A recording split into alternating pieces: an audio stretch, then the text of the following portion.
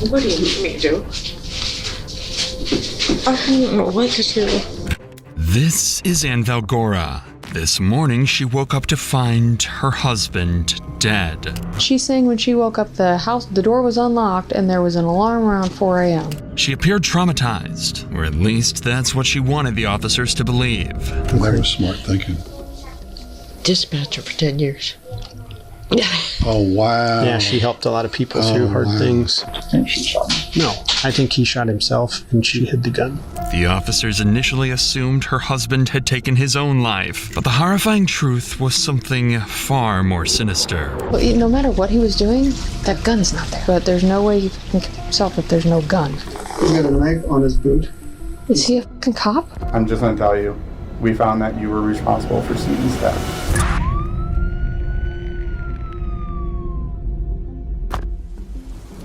It's 3 p.m. on June 18th, 2019, when officers are dispatched to the home of a frantic woman who's just made a chilling discovery. Her husband was shot in the head and lying motionless on their bedroom floor. Within minutes, officers arrive at the gruesome scene.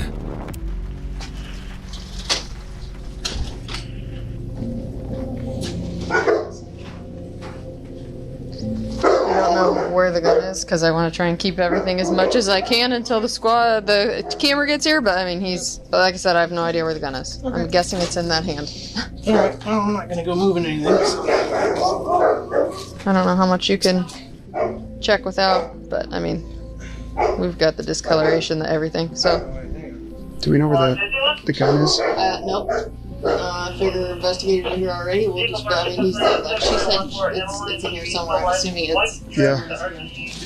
I don't know.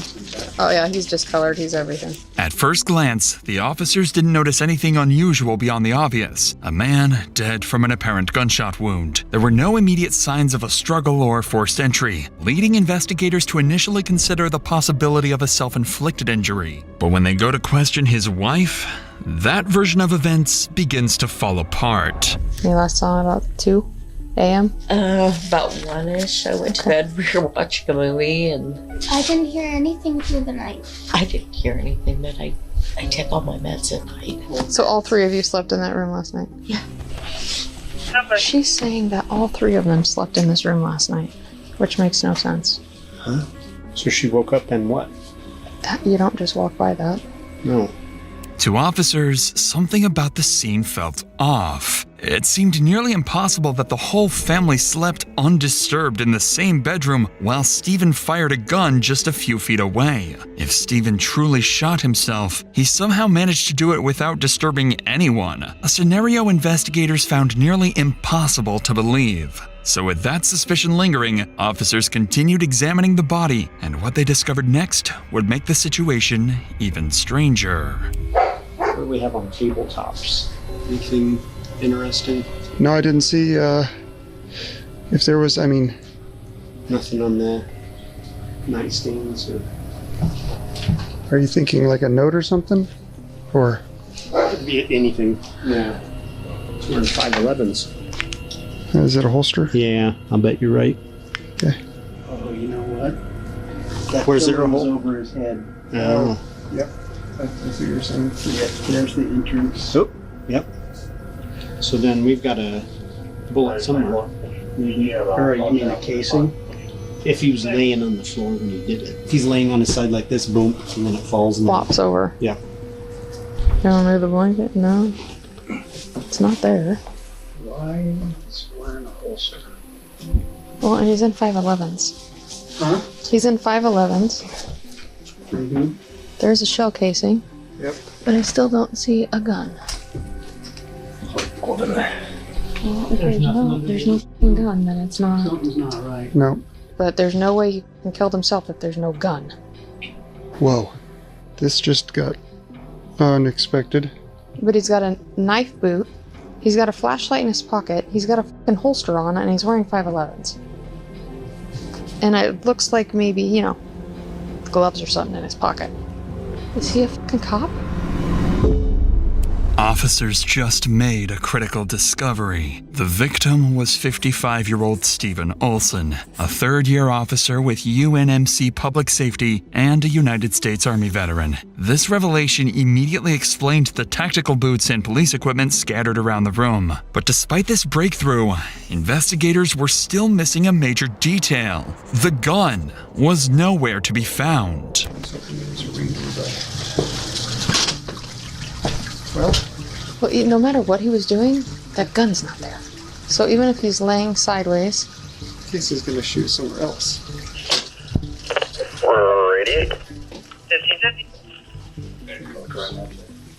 he was laying. I mean, his head was positioned on the left, right?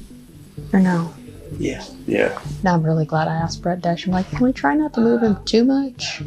It's better to stay out until crime line, but still doesn't make sense. The fucking gun should be laying right there. Should be right by one of his hands. And so even if he's on his side and he falls over the shell casing, like the gun's got to be somewhere. Or It's gotta be right by one of his hands. I mean, for her to already being like, oh, the door was unlocked, we didn't hear anything. Right. You were in the... The details are still not adding up for officers, and as additional investigators arrive, attention shifts back to Anne, whose account is becoming increasingly suspicious. So to move forward, detectives decide to press Anne further, hoping to uncover any crucial details she may be holding back. I came out this morning and found the front door open and the screen door, and I always have them locked, and the alarm was not set, which he said he was going to run the dogs one more time and lock the doors up. And no, it was when I went to wake him up that, of course, turned on the light and went, oh crap, and drew the blanket over the top of him, and I'm like, come on, you can't see that. Mm-hmm. How was Steven when you woke up? You said about 2:15. Today, this afternoon. I'm like, well, I didn't check him right away. Mm-hmm. He was laying on, he was laying there. I kind of went out through the dark and let the dogs out. And the room's pretty. It's got dark shades, so I just snuck out, let the dogs out, went to the bathroom, and Mom called once, so I called her back, and I'm like, look, I gotta get him up. I don't know what time he goes to work. So he was laying on the floor in the dark when you woke up? Yes. You came out, placed a phone call to your mom? Yes. Anne's story is starting to raise serious doubts. She insists that when she first walked past Steven, she didn't notice anything unusual, and it wasn't until she tried to wake him up that she realized he was unresponsive. But detectives notice that Anne doesn't appear shaken or upset. In fact, she's unusually calm for someone who's just lost her husband. With these red flags mounting, investigators shift their questions to Steven's background, looking for any evidence that might confirm or rule out the possibility that his death was self-inflicted. As far as history with Steven, had he made any comments about self-harm or wanting to hurt himself? No, we were just, like I said, we were trying to put things back together. Tell me more about putting it back together. We had separated just because he drank heavily. I mean, he just, he had slowed down quite a bit. And I said, look, if you're going to have a drink, I get it. You can't drink to intoxication every time. Mm-hmm. How often do you drink? Every day. Every day. How much? 3 or 4 whiskey and cokes, and they were not on the weak side. Did he ever threaten violence, anything like that? No, not towards himself. Were you guys ever involved in any sort of physical altercation? No. What about just fights in general? We argued about about how much money he spent on alcohol, considering there's other things, but this little guy had been through a little trauma about that he thought that there was somebody walking through the house or had been in the house before, and that ties into the loony bit about the whole thing. The loony bit? The loony bit, yes. Last year they were telling me I was absolutely loony, that I was, and the bottom line was I have anxiety, acute anxiety disorder, I'm OCD, Despite Anne sharing new details about her troubled relationship with Steven, detectives weren't any closer to an answer. If anything, her story only created more confusion. Sure, their marriage had issues, and Steven's drinking was clearly a problem according to Anne, but nothing she said directly implicated her in Steven's death. And as far as detectives could tell, a self-inflicted injury was still very much on the table. However, there was one critical detail that could finally break this case wide open: the missing gun. With that in mind, detectives decided to direct this question towards Anne, hoping she could clarify this crucial detail. What do you need me to do? I don't know what to do. Well, we're going to work through it a little bit at a time. When you found him today, was there a gun laying near him? I didn't see it. I immediately looked over at my second. I was like... Would you have grabbed the gun and thrown it in a drawer so that he wouldn't see it? No. Okay. I didn't even see the gun. I saw the head. Right. I was like, I threw the blanket over and I went over. I'm like, come on, buddy, we gotta come out of here. And that was smart thinking. Dispatcher for 10 years. Oh, wow. Yeah, she helped a lot of people through hard things. Okay, and just kind of let you know, just so you're aware of what the next step is. I have no idea. Okay. I'm sorry. Oh, no, you're fine. That's okay. Nobody knows. If you have any questions at any point in time, just ask, okay? Yes. I can't say I've been on the receiving end of this.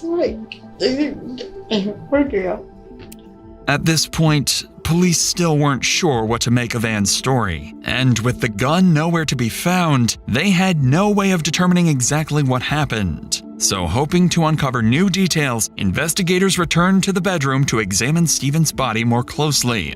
And it didn't take long before they noticed something strange about his position.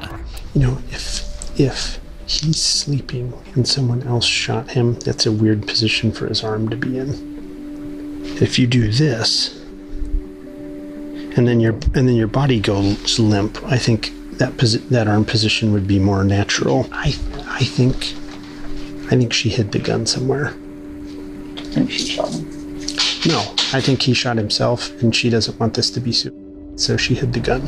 The more investigators examined Steven's body, the stranger the situation became. His positioning seemed odd for someone shot while asleep, leaving them genuinely uncertain about what really happened. However, by now, investigators had narrowed down their theories to three main possibilities. The first, and perhaps simplest explanation, was that Steven had shot himself, and Anne innocently moved the gun afterwards, perhaps hoping to protect his dignity. This scenario seemed plausible given Steven's heavy drinking problems and the couple's deteriorating marriage. But there was also the possibility that Anne had darker motives altogether, intentionally killing Steven for reasons detectives had yet to uncover. And finally was Anne's troubling claim that she woke up to find the front door unlocked and the home security alarm mysteriously disabled. This suggested someone else entirely had quietly entered the home and murdered Steven without being detected.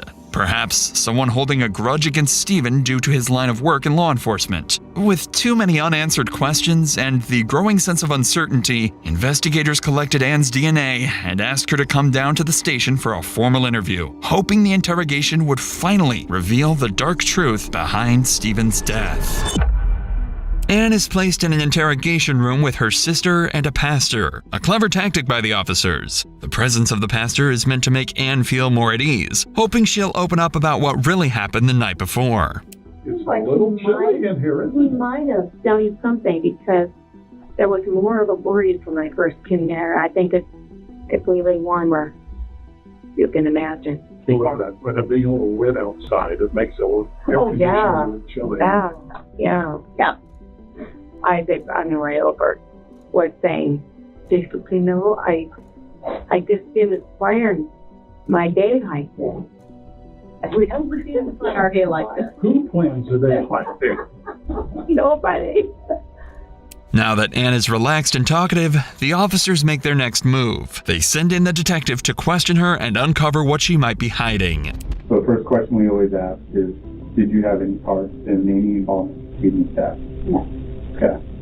Does he normally always carry a gun? Did he have a gun on him that was last night? Has a gun. Okay. he does usually when he takes it off and sets it by him somewhere in the radius of breach. Usually when he goes to bed.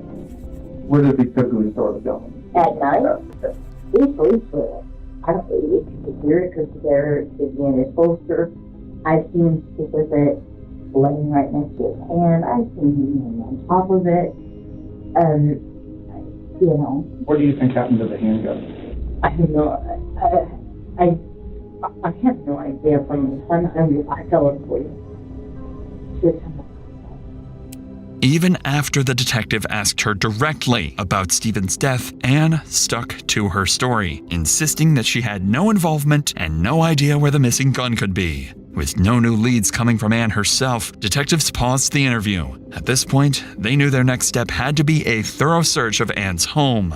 So, armed with a search warrant, investigators returned to the house, hoping that whatever Anne hasn't told them might still be hidden inside. And, sure enough, it didn't take long before they found their biggest clue yet. This is a video of 600 South Fillmore. We're going to do a walkthrough from the southwest bedroom into the laundry room.